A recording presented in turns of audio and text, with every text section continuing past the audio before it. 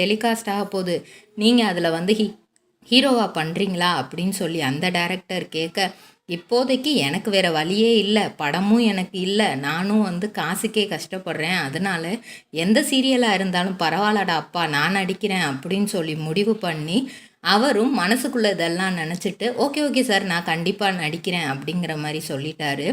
அவர் யதார்த்தமாக அதை ஒத்துக்க போய் பதார்த்தமாக அது ரொம்பவே ஹிட் ஆகிடுச்சு.